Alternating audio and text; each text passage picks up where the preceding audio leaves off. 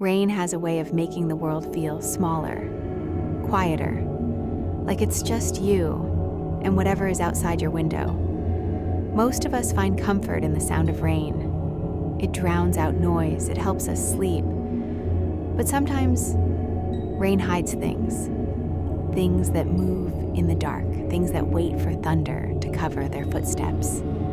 Tonight, I'm going to tell you 3 terrifying rainy night encounters. These stories are told as personal experiences. Whether you believe them or not is up to you. Turn down the lights and listen closely, because sometimes the scariest sounds are the ones between the thunder.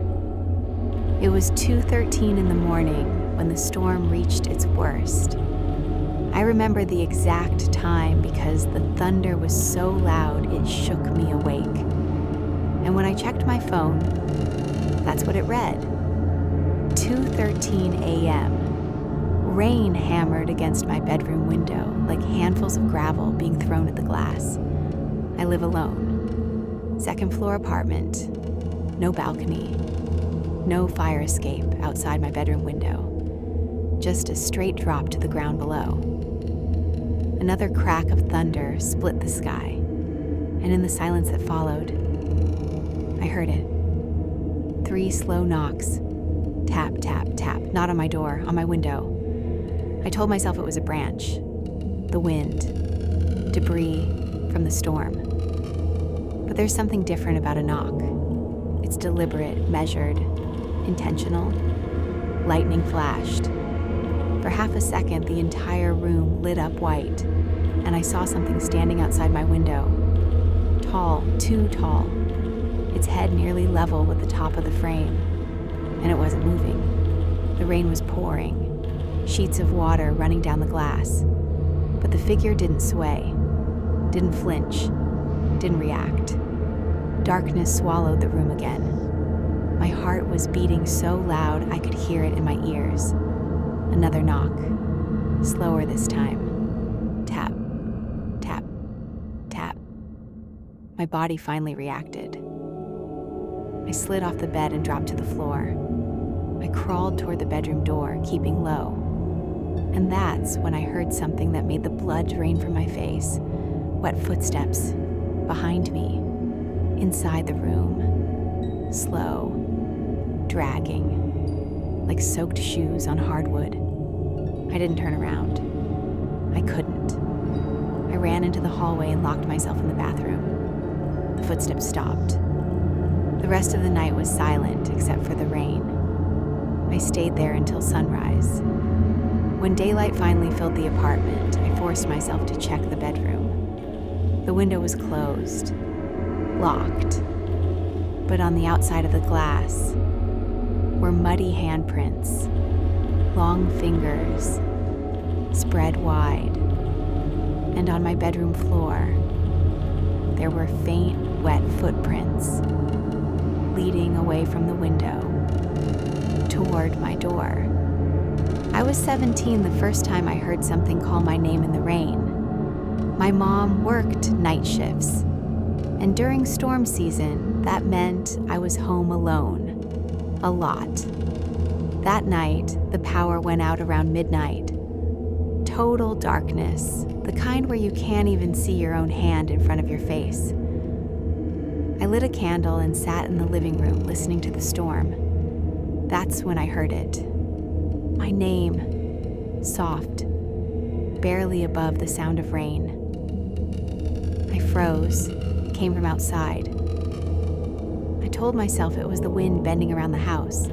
Then I heard it again, clearer, closer. My name, whispered. I walked slowly to the front door and looked through the peephole. Nothing, just rain falling under the porch light. Then the whisper moved. Now it was near the side of the house, then the backyard, circling, like something pacing. Come outside. It sounded exactly like my mom, same tone, same softness. But she was at work. My phone vibrated in my hand. A text from her. Stay inside. Roads are flooding. Don't open the door for anyone." My stomach dropped. The whisper stopped instantly, and something slammed against the back door. Hard. The whole house shook again and again, like someone was throwing their full weight into it. I didn't move. I didn't breathe. Eventually, it stopped. The power came back on 20 minutes later. When my mom got home at 5 a.m., we checked the back door. 4 long scratches ran down the wood, deep enough to splinter it, evenly spaced, too straight to be random. We never talked about it again. But during storms, I still sometimes think I hear my name in the rain. My car broke down during a storm on a road that barely had streetlights. The rain was so heavy I could barely see past the windshield. No signal, no passing cars. Just endless darkness and water. Then I saw him, about 20 meters ahead, standing in the middle of the road, holding a black umbrella. He wasn't moving, just facing my car. Lightning flashed, and for a split second, I noticed something wrong. The rain wasn't touching him. It bent around the umbrella like he existed outside the storm. I locked my doors. He started walking toward me, slow, controlled, each step steady despite the mud and flooding. My headlights flickered. When he reached the front of my car, he stopped. He slowly tilted the umbrella upward. There was no face, just darkness, not shadow, not blur, just empty black space where a face should have been. My car engine suddenly roared back to life. I didn't think, I drove. As I sped away, I looked in the rearview mirror. He was still there, standing, watching. The next morning, I drove back with a friend. The road was muddy from the storm, but there were no footprints, no tire marks where I'd been stranded.